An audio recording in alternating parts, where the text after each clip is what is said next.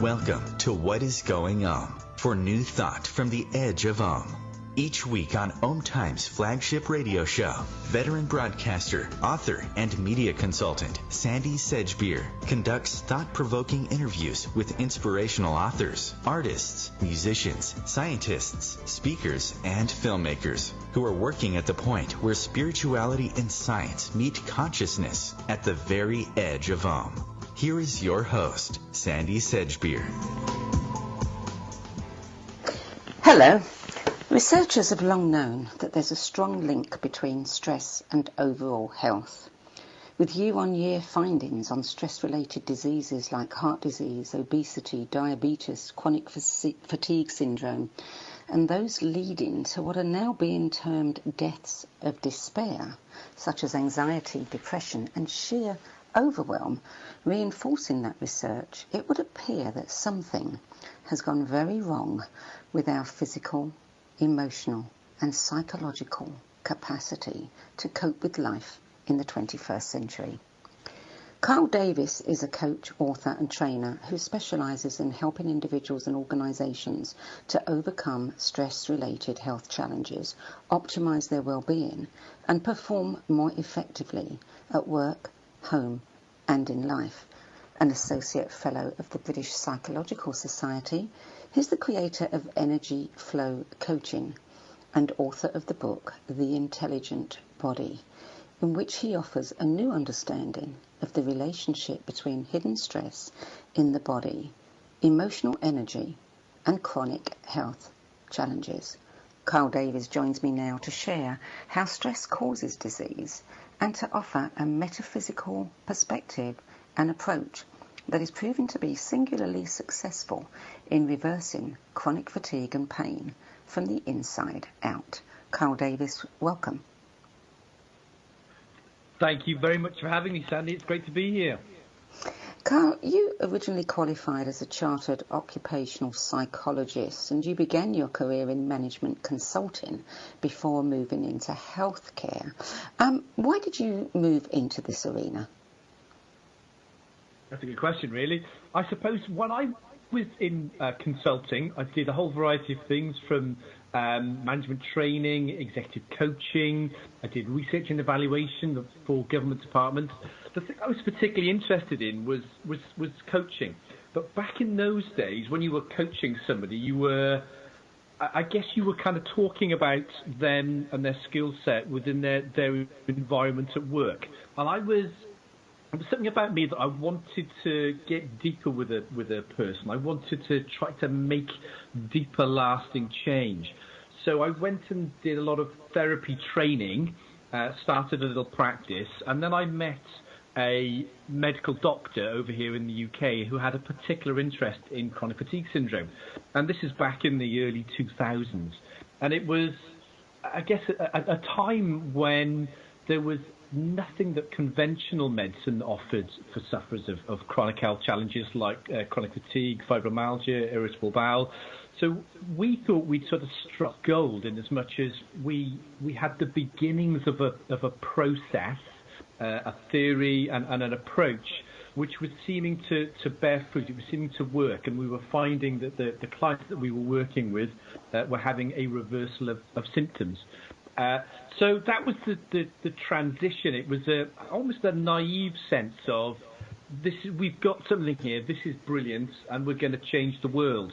I guess like lots of ideas that are new, I think it was probably a little bit before its time, because it being a mind-body notion, anything outside the world of metaphysics and spirituality tends to see mind-body as very separate things. And certainly back then, I think we've changed a lot in the last 15 years, and I think people are far more open to these ideas now.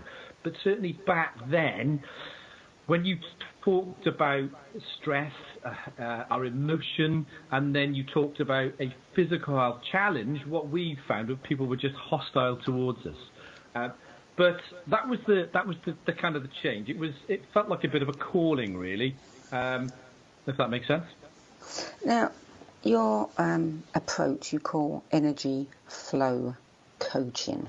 Why did you title it that? That's a good question, really.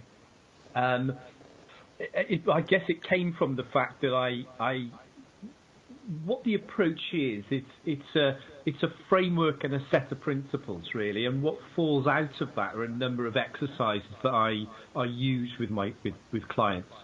I had one particular exercise that I called the energy flow state technique, and this was at a time when I was kind of branding myself, and I didn't have a name for the approach. And I was getting lots of ex-clients that were coming to me saying, we're getting people who are asking what we've done, and we say we've worked with you, but they're saying, so what is it he does? So I thought, the closest thing that kind of came to my mind was that energy flow coaching. But I guess I suspect what prompted that for me was that the work is all about aligning a person to their own flow, their energy flow. And it's a little bit different than the more conventional idea of a flow state. So when we think about a person being in flow state, that's often when they're in a peak performance state. Whereas for me, if a person is in their own energy flow, it means they're aligned with the kind of expanded sense of who they are. They're in touch with themselves, and they're therefore flowing. So that's probably the essence of it. I see it as being, the ultimate aim of working with a person is to realign them with their own energy flow. That's an interesting one, because I've read many reports recently that we don't really know ourselves. We think we do, but we don't. And in fact, everything that probably constitutes who we are, or at least, the large majority of it, sits in our unconscious. How then can we create flow? How can we, align to ourselves if we don't know who we are? Well, that's a good question, isn't it? I think we have the capacity. I think we have an increasing capacity to be able to be conscious and develop an awareness of self. So I guess that's the first thing. I know, there are plenty of people within science that will say we have no free will and we're like robots and all the rest of it. But I think we have a degree of free will. I think we have an increasing ability to be aware of who we are.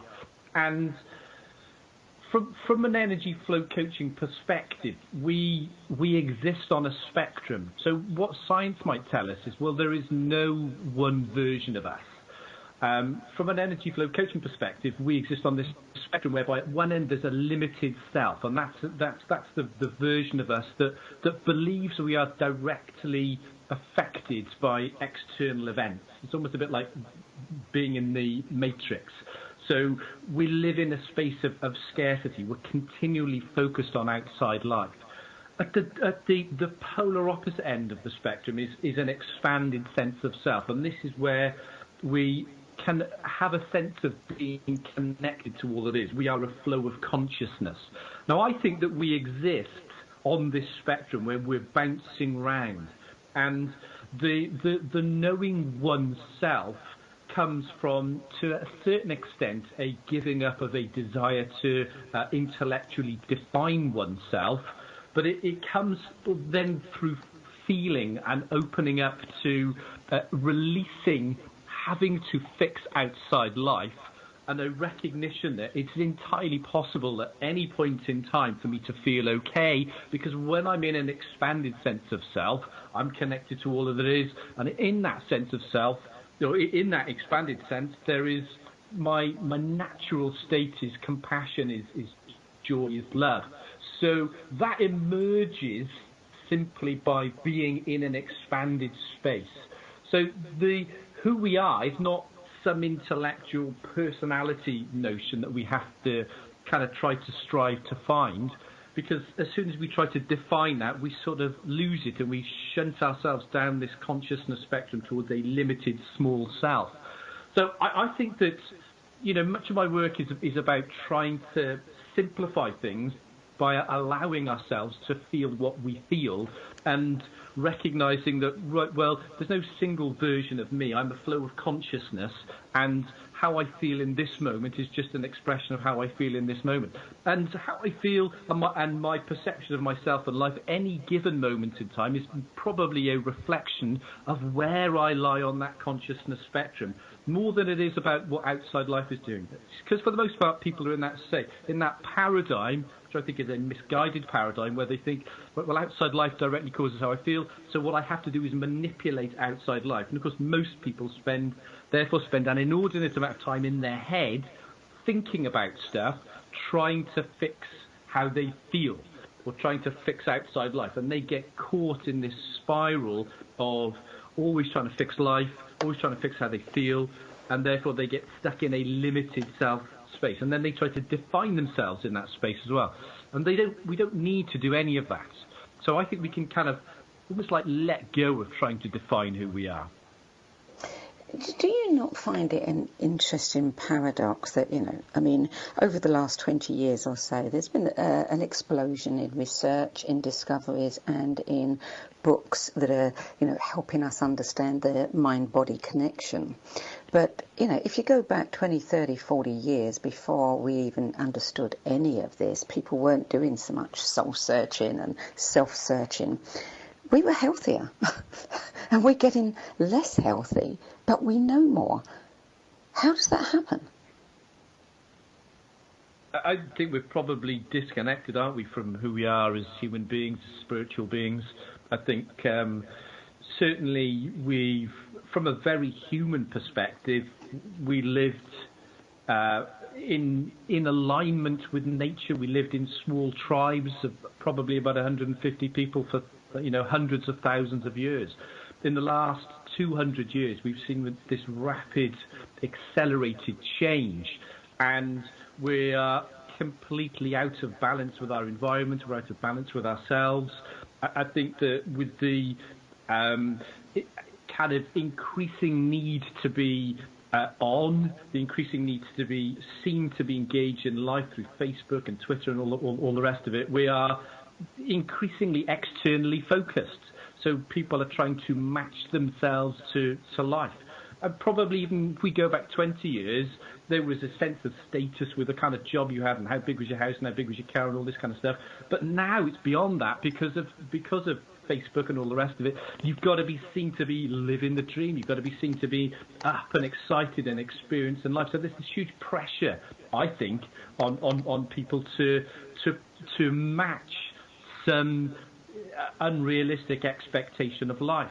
And I think from a health perspective, we medicate ourselves too quickly. So I think there is a desire to fix ourselves, and we don't allow ourselves to have an experience of being human. It's interesting. I was given a talk last week, and the idea of being resilient came up. And one lady in the audience said, "Young people are not resilient anymore, are they?" And I was kind of expressing this really, that essentially we have a natural inbuilt resilience, but we don't allow ourselves to reset. Usually what happens is, if you think about it, the only time we allow ourselves to go through a process is when we're in bereavement. If we're grieving a loss, we recognize that. We recognize a person has to go through a process, and we don't try to fix them. But from my sense of it, in every other aspect of life, we don't give ourselves an opportunity to go through a process of what I would say is an emotional system reset. What we do is we immediately, we resist what we feel, and there's a bit of instinct in there, but we're trying to fix ourselves. And the painful irony is, in the frantically trying to fix ourselves, we end up making ourselves worse because we're not allowing ourselves to be human. So I think there's probably a whole host of issues that feed into this, but it certainly is interesting that we know more than we have ever known. There's more medicines than there've ever been before, yet we are sicker than we've ever been. But yeah, I think a lot of it comes down to a disconnection. And I suspect the rapid rate of change with our consciousness shift is playing into that as well. So, spiritual awakening is something that's kind of happening a lot, and I think that is resulting in people kind of breaking down There's a whole load of factors, I think, that play into that. You're listening to What is Going On. I'm Sandie Sedgbeer. My guest today is chartered psychologist, therapist, coach and consultant Carl Davies. And we're talking about his metaphysical perspective on how stress causes diseases.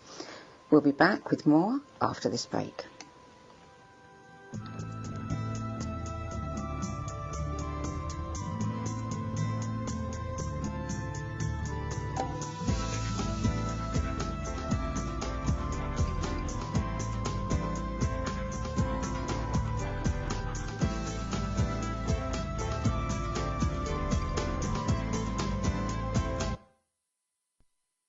The future of Internet radio is here.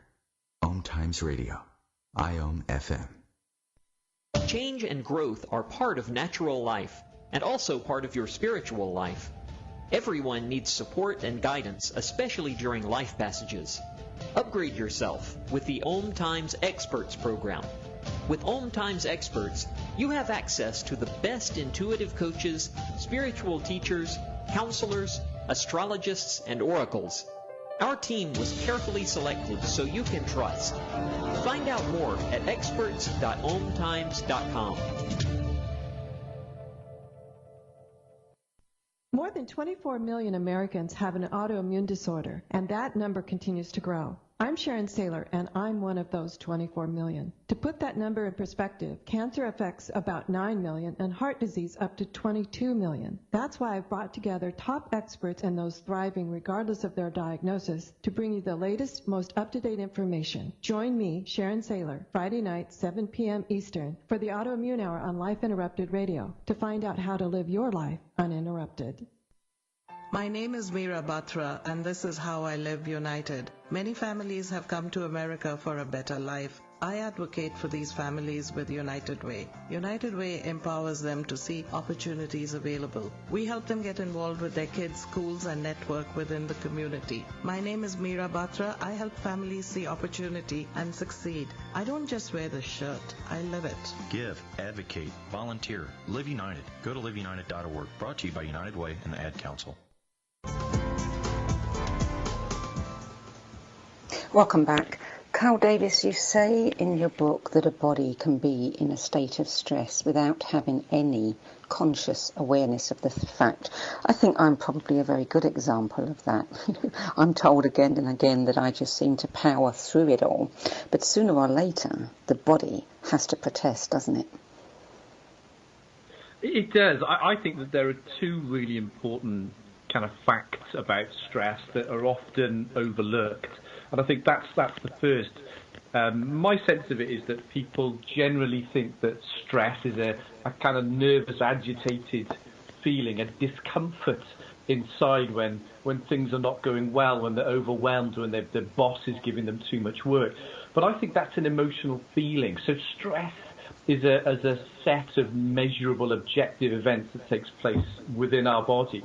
So I think, that idea that a human, an animal, our body can be in a perpetual state of stress and us not be aware of it. And that's the kind of thing. If it is in a state of stress, it begins to break down. The second really important fact, I think, about stress, and this is what brings mind and body as one, is that regardless of the type of stressor, the stress response is exactly the same. So what I mean by that is that you could have a car accident, you could have a bad case of flu, you could lose a job, you could be over-exercising, you could be having excessive alcohol intake, you could have poor sleep. The stress response in the body that's triggered is exactly the same. And I think the very idea that our emotional stress, a build-up of emotion, can trigger the stress response in exactly the same way as being hit over the head with a frying pan is kind of interesting because, again, for the most part, even when people, in my experience of it, even when people say that they believe that mind and body are one, they will still often say, oh yeah, but that's kind of psychological or physical. And whilst I do acknowledge that if somebody has a health challenge, symptoms can present themselves as psychological or physical symptoms, when it comes to the stress response, it's mind and body are one. So I think those are two kind of really important facts that we have to bear in mind.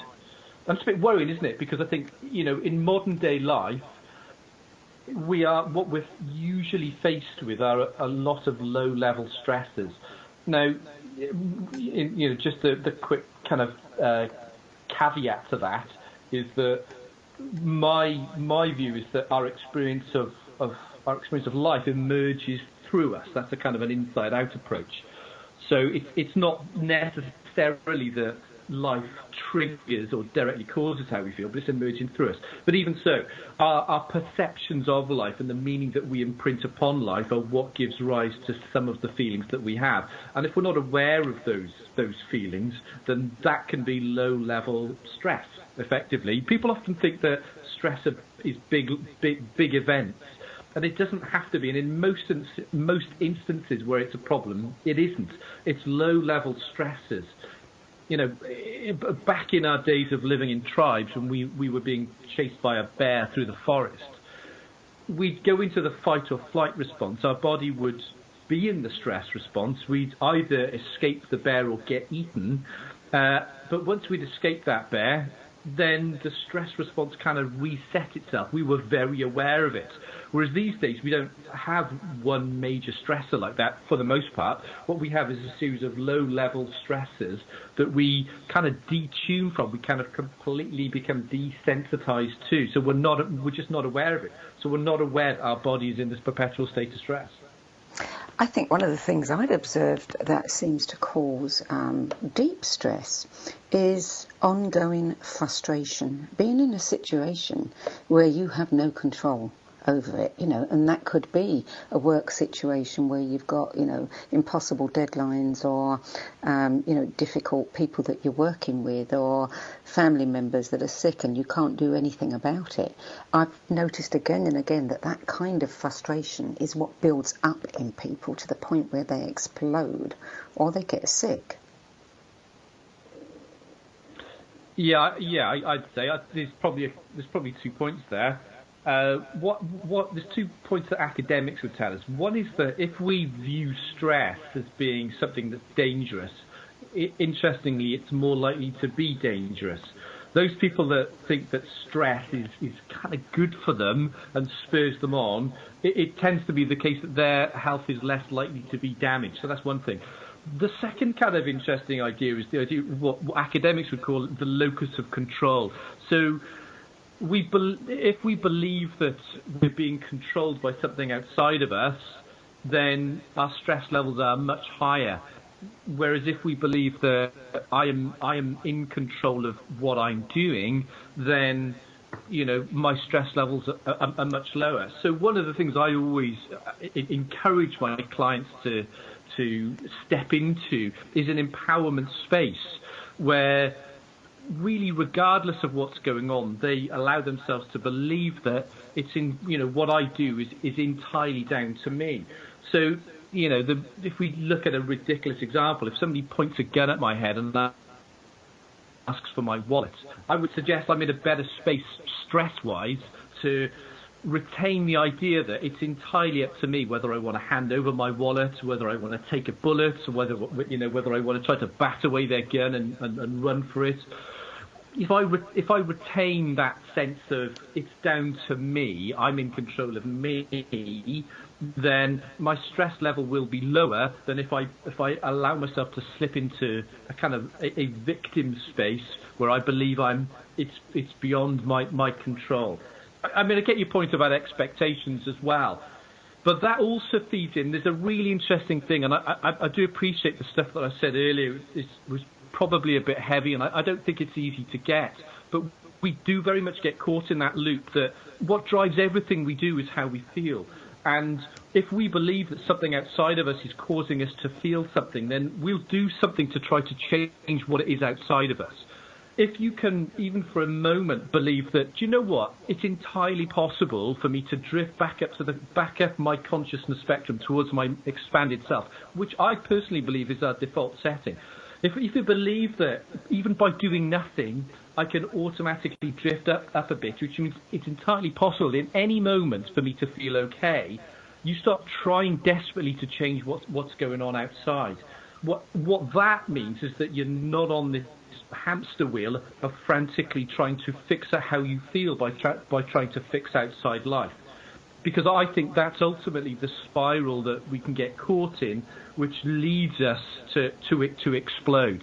It's because there's that sense that this happening out here is making me feel something. I desperately have to change this.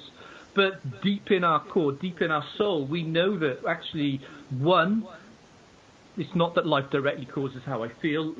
How I feel emerges and flows through me. Two, I cannot control outside life anyway. So now that's not even, being in that kind of expanded space that's not going to mean that I don't feel anything, because I absolutely would.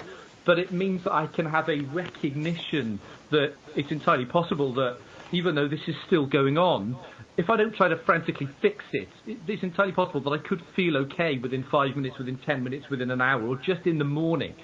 And what that enables me to do is deal with whatever the problem is from not a kind of frustrated, stressed, agitated space, but from a clearer space with clarity of mind.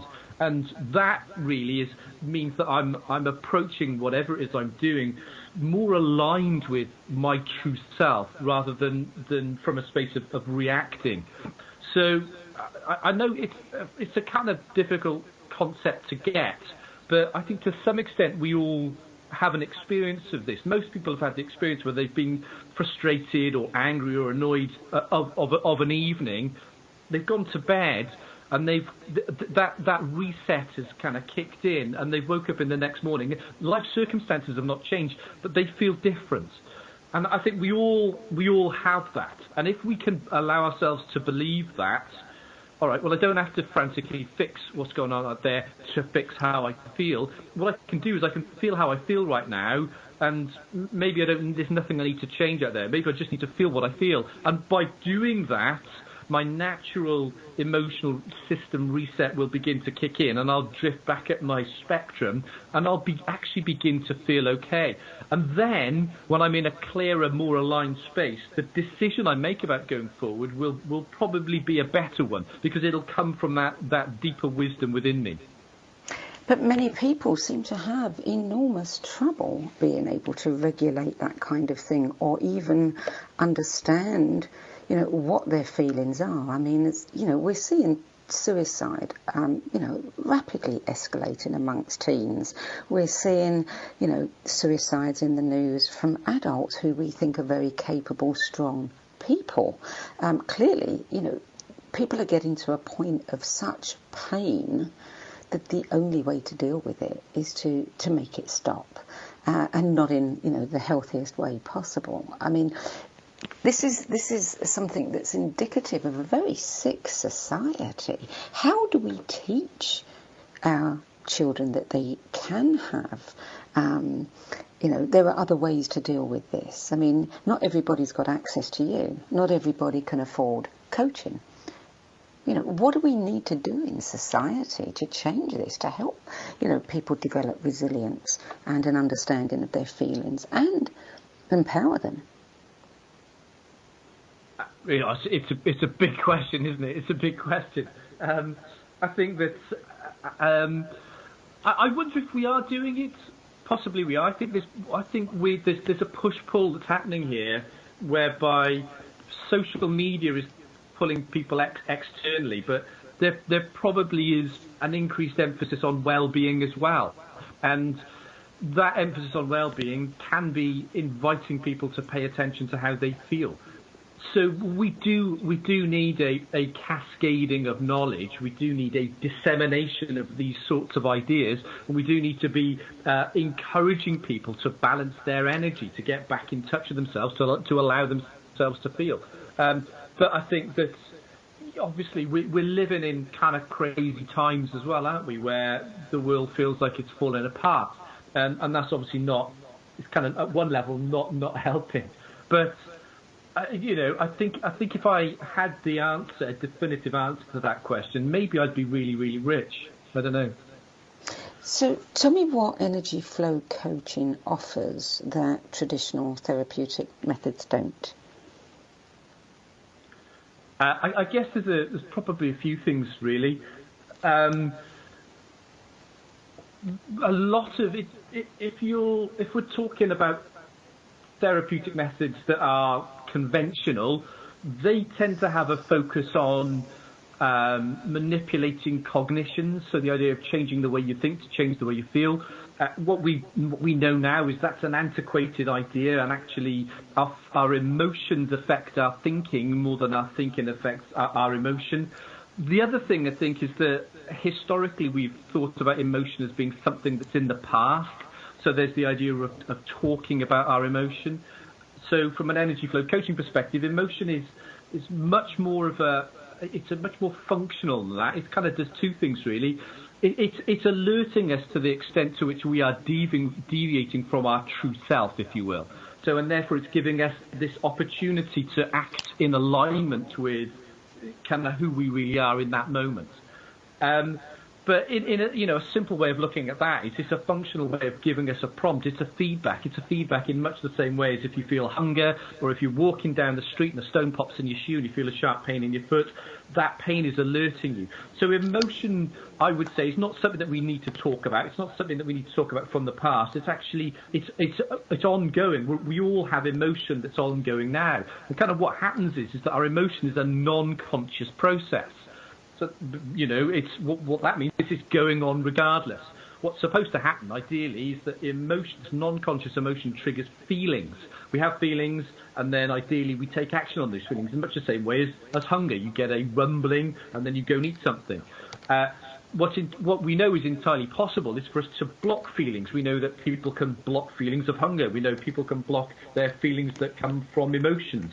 So that's when problems ensue. So that is another major difference, I suppose. So we don't look to manipulate our thinking because I view thinking as being kind of an end result of what our emotion is. So it's looking at emotion in this functional way. And the other big piece is this kind of inside-out view. Rather than frantically trying to fix outside life, or frantically trying to fix how I feel, it's about recognizing that I am a flow of consciousness, and that what my perceptions of myself or my perceptions of life at any given time are more a reflection of my state of consciousness than they are outside life. The majority of people are stacking that notion of blaming life and trying to fix something outside of themselves. And because the kind of intrinsic truth of life is that, well, we can't do that. You can't change anything necessarily. You can't control anything outside of yourself. There's going to be an inherent tension that resides within that action, within that assumption that I've got to change life to change how I feel. So those are the main kind of aspects, really. There are patterns around which we experience our feelings. There are patterns around which we experience symptoms if you're suffering from a health challenge. So part of what we do is look to unearth those patterns so that a person can have an overall view of who they are, because history repeats itself. People tend to face the same challenges over and over again. The same things crop up. People often say, "Oh, I've got the same boyfriend," or "I've changed jobs, but I seem to have the same boss as I had in the last organisation." And of course, that's a reflection of what is going on within them. They're inviting that into their lives. So we're looking at emotion. We're looking at it as being a feedback. We're not looking about trying to change thinking. We're looking at my experience of life being something that flows through me and is a reflection of my state of consciousness. And what shows up in my life is something that I'm unconsciously creating. So it's combining those elements, really, and I think that gives it a kind of unique flavour. You're listening to What is Going On. I'm Sandie Sedgbeer, and I'm speaking with chartered psychologist, therapist, coach and consultant Carl Davies, whose book, The Intelligent Body, presents a metaphysical perspective on how stress causes disease and how we can reverse chronic fatigue and pain from the inside out. We'll be back with more after the break.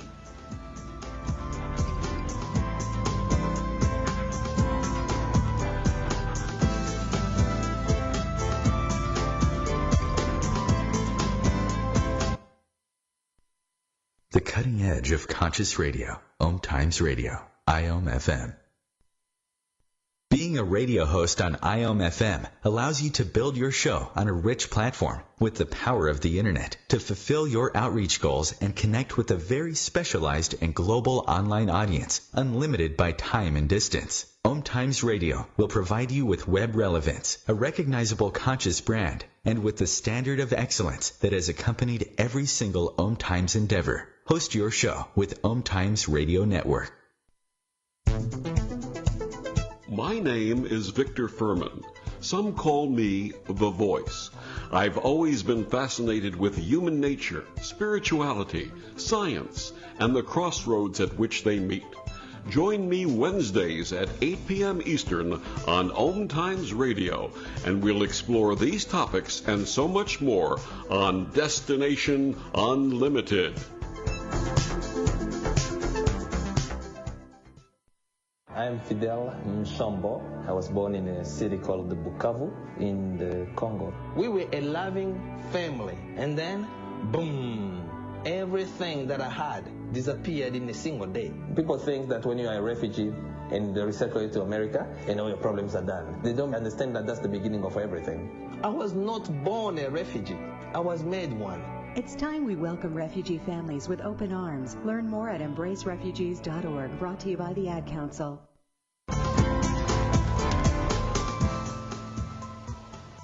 Welcome back. Carl Davies, can you tell us about some of the bigger transformations that you've seen in your coaching practice? There are, I guess it's transformations on a few levels, really. The main ones involve people moving from being really, really ill to being perfectly fine. One of the ones which I remember touched me a great deal was I had a lady who came to see me with fibromyalgia, and when she came to see me, she came into my office on crutches, and she was talking about how the next step was a wheelchair for her, which she was dreading, but she couldn't walk very far. And then she went through the process with me, and I remember being on vacation in Spain and having a text message from her saying she'd run a charity 5K race. So that was, that's a physical transformation, I think, that people can experience. So it's entirely possible for symptoms to be reversed. I do, with this sort of work, because it kind of goes deep and it goes into the essence of who people are, there are instances where people kind of completely change sort of who they are. They have an entirely different sense of who they are. I remember having a lady, when she came to see me, it was kind of interesting really, because she sang. She was a singer, so she sang she was a Cher tribute act, and she did the kind of pubs and clubs in South Wales here. And her day job was working for a newspaper, and she came in and she told me, she hadn't worked for a while because she had chronic fatigue syndrome, but she couldn't understand why she got ill, because she was living a dream. And then after a number of sessions, as we began to kind of dig deeper into and have her experience a little bit more of the essence of who she is, she began to have the realization that she actually had hated her previous life. And in doing so, this new person emerged. So, because what came with that was her symptoms went. So she now is, living an entirely different life without symptoms, a very different person from that person before. So I think that, my sense of it is that illness very often presents itself when we're out of alignment with who we are. And I know it's almost like a spiritual platitude, but I deeply believe it. I think that we have this feedback. Our body gives us feedback, and I think it does so firstly through uncomfortable feelings. And if we don't pay attention to those uncomfortable feelings, it's almost as if our body turns up the volume and begins to send symptoms. So when we come back and align more with a sense of what I would say our true self, or you could say our soul, I think when we do that, then we begin to experience health. And I think, a crucial bit is that because identity is such a strong driver of behavior, people often end up clinging to this sense of identity, which is not really who they are, sort of like more of who they're not really than who they actually are. So they become this sort of person, and we have to, my work is trying to get them back and begin to feel their way back to more of the essence of who they are. So that's the kind of transformation that can take place.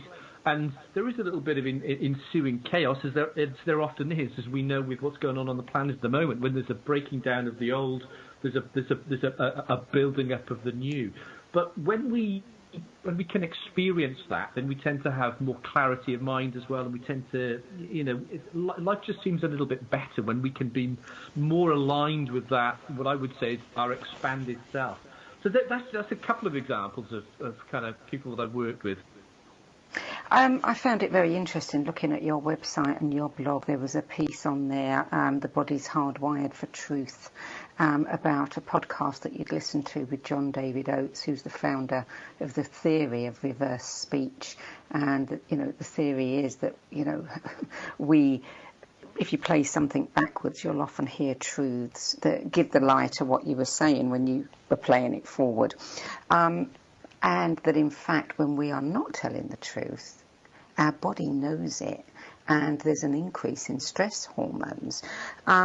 This is really interesting to me, and I can certainly understand that, but you also just raised the issue, which you expand on in your book, of past life issues. I mean, are you saying that if there's a past life issue that is at the root of something we're experiencing today, if we can uncover that, then we can heal that, because now our body's in alignment with truth?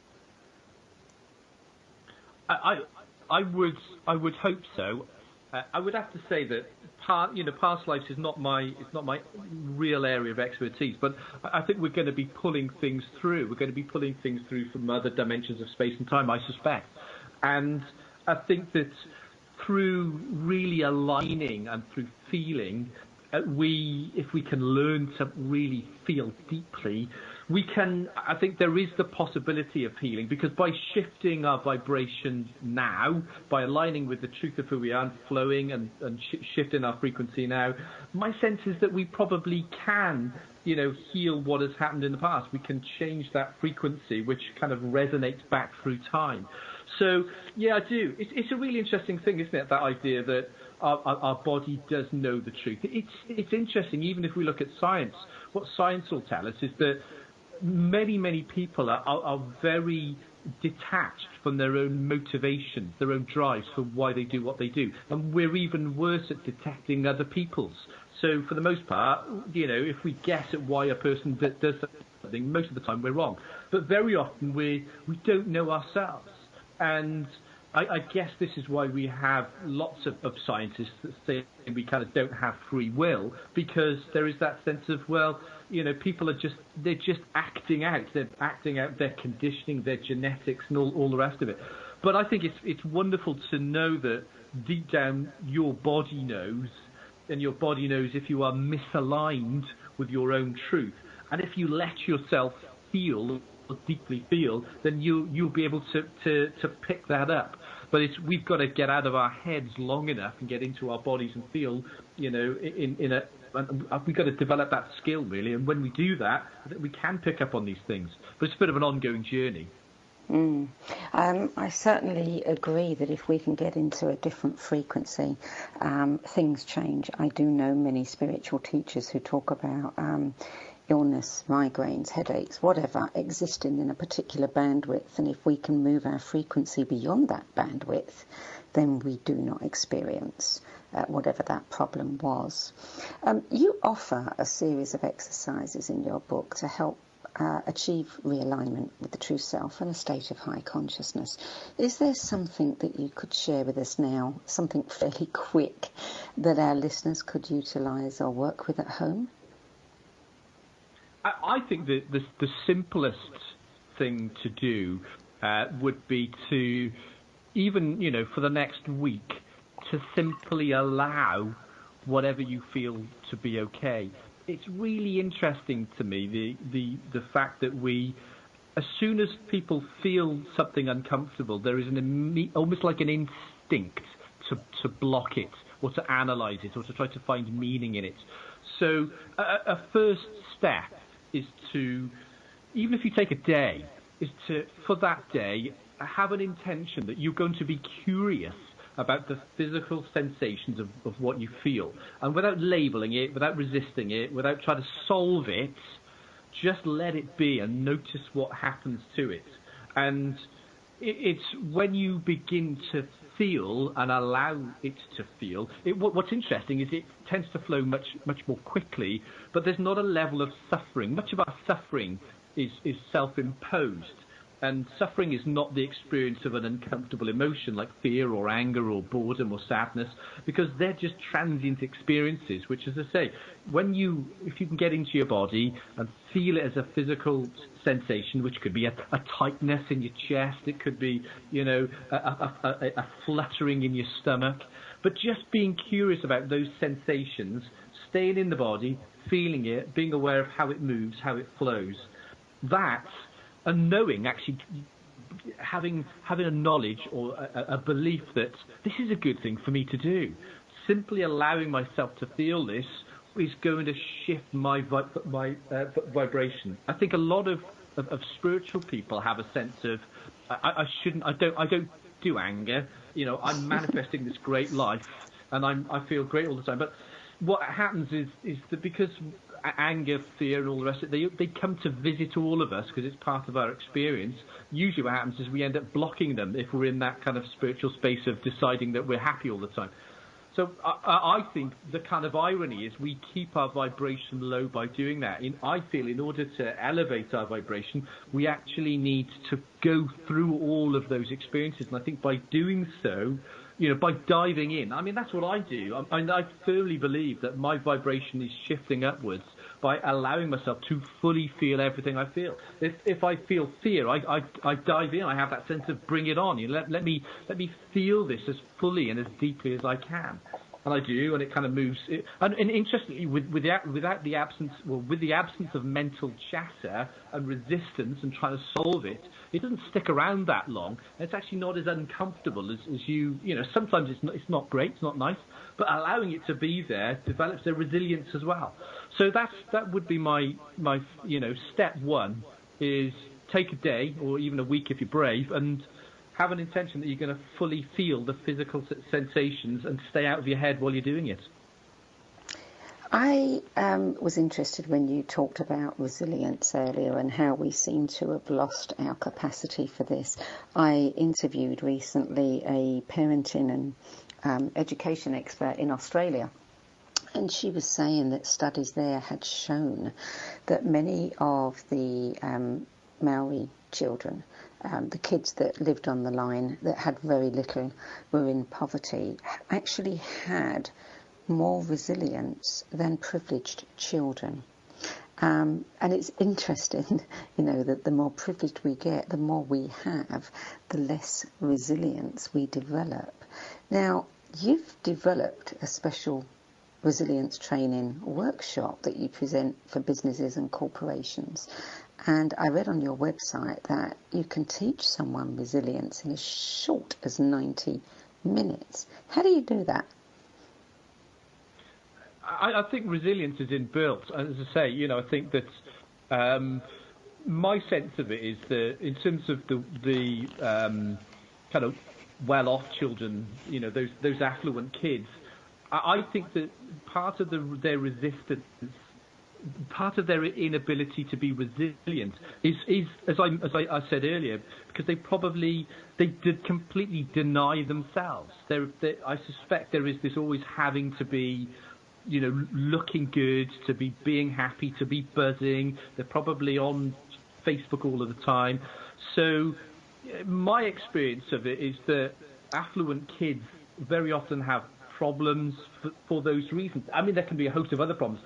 It's not unknown for kids of affluent parents to be, to not have, to have parents who are not emotionally available to them. And, so there's potentially a whole number of things. But in terms of back to your question, I think that it's because I believe resilience is something that is inbuilt. We need, there's a number of things that we need to do. There's physical resilience in terms of the environment, making sure we get enough sleep and these sorts of things, making the kind of 4 pillars of health, which is food, fitness, sleep, and stress. But really, by beginning to direct our attention inwards and just paying attention to ourselves, I tell you what, in business, there are little things that make a difference. It's just like taking breaks and having lunch. And it's all kind of top down, so you've got to be within an organisation that supports that. But there are little things like people not having a lunch break because they don't think they should. It's where they're very externally referenced. They're acting as they think they should, and of course we live in a culture where far too many of us do that. So by bringing attention back and just simply honouring the self in very little ways. But which can be just taking breaks, and this can be, in outside life as well. It's balancing energy to a large extent by paying attention to how I feel and knowing myself. And of course, we can only know ourselves through what we feel, and it's having that be okay. That kind of goes back to that exercise where you allow yourself to feel what you feel. So yeah, it can be that you can teach people to be resilient, or certainly to begin with, reasonably quickly. Very briefly, because we're almost out of time, you offer a 6-week online mind-body mastery program. What does that entail? It's my kind of mind-body mastery work is addressing those four pillars of health, and it's kind of going deeper into all of the stuff I've talked about today. Really, it's looking at the effect of emotions on health. It's looking at how we attune ourselves to our emotions. It's looking at how symptoms are feedback, because very often we get stuck in a revolving door of trying to figure out what's wrong with us, because most people live with a medicalized mindset, if that makes sense, whether it's they're looking at symptoms and trying to treat symptoms. So it's taking people on this journey back to the self, and it's using feelings as a way of doing that. But what energy flow coaching does is we're looking at 3 levels. We're looking at our environment, our interaction with our environment, and then our relationship with ourself. And when I say ourself, that's the flow of consciousness, kind of expanded self, true self idea.